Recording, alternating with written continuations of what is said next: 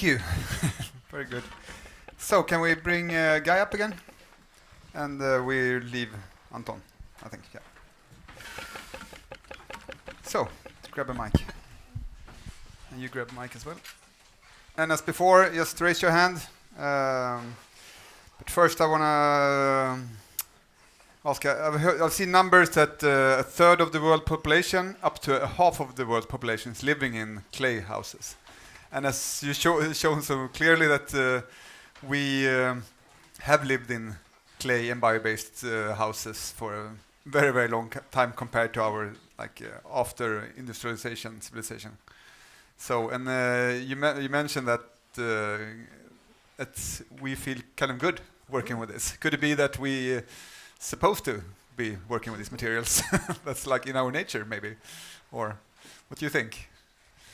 I think we, as they say in the scriptures, we come from the earth, we return to the earth, so why not enclose yourself around it while you're living on the earth? Yeah. Great quote. Yeah. And also, if you speak to Eleanor, and she said, okay, if we move, the first thing you do, bedroom in clay. That's it. That's the prerequisite.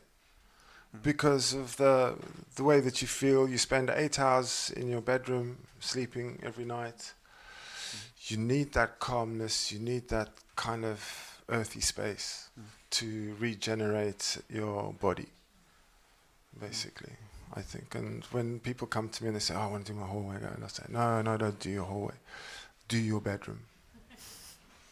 That's it. Yeah. Don't worry showing off to your friends that you've got beautiful clay walls in your living space. Do your bedroom." Nice.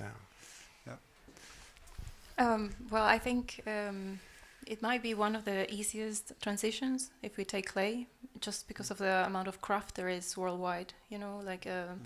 It might be harder to try to adopt something that is a bit more like, I don't know, mycelium, for example, that it's quite new and maybe there's more skepticism around it.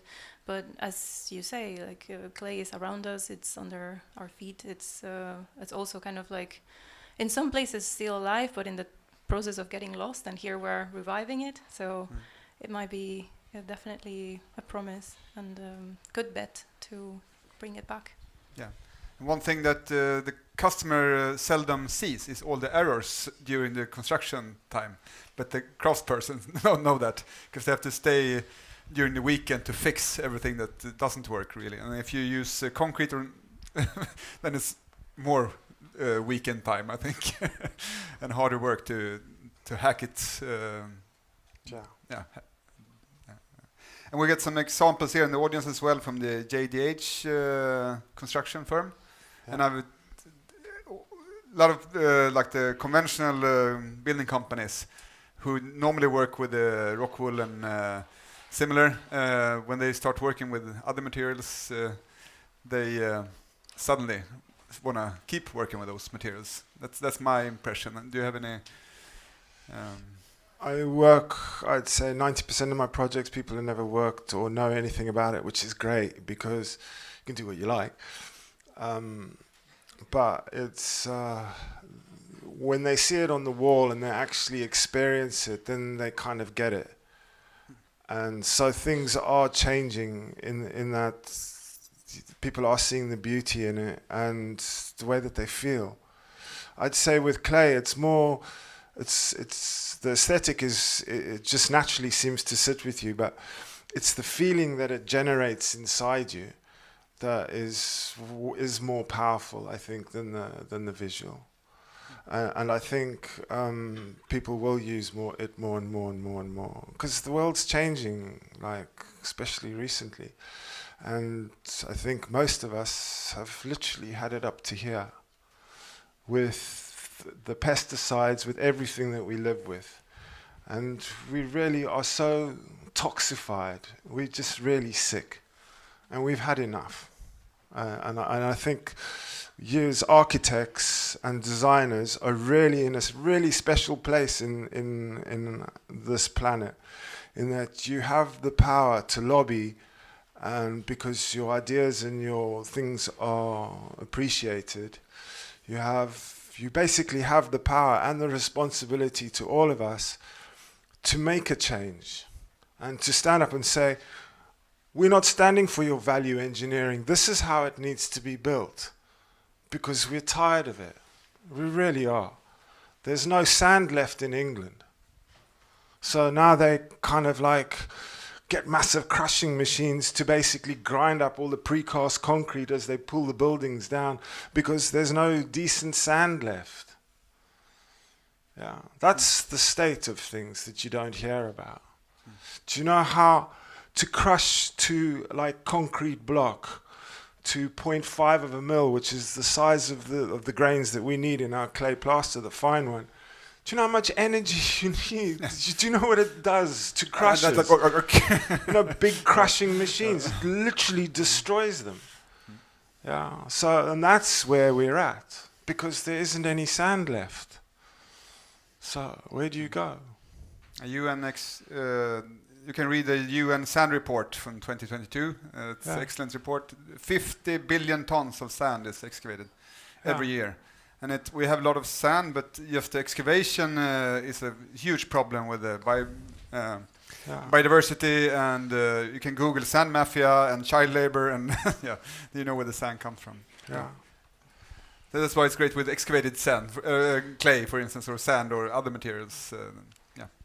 Yeah, I think that's one of the premises of why we decided to, or like at Bauhaus Earth, to work with first waste streams without the energy-intensive process, of course, because it doesn't make sense.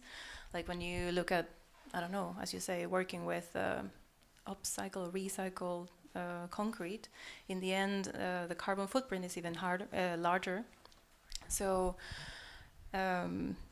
Like it's kind of like a no-brainer when you have, as you were saying before, like an immense amount of cubic meters of excavated soil already being, poured out, and people are paying for, just dumping it somewhere else. And when you can, it's a low-hanging fruit just to take that and use it as a raw material.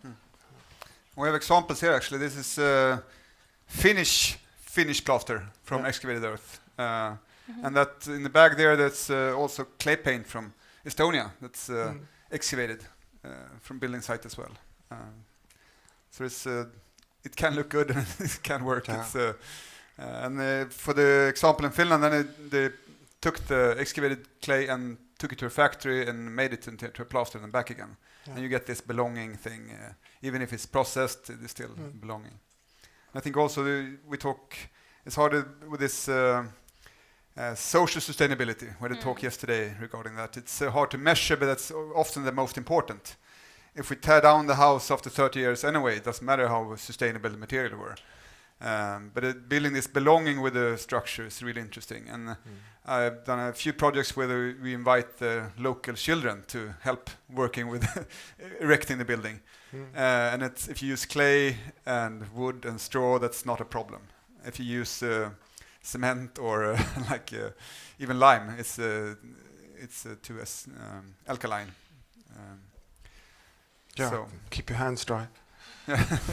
Yeah. But also involving the local people in the construction process, I think it's super important, because we also need to address what we were also mentioning before, the concept of repair and how to maintain these structures, and to understand that it's about care in a broader sense. I mean, you care about your immediate surroundings, but at the same time you're caring about the planet. Okay. Thank you so far. Thank you.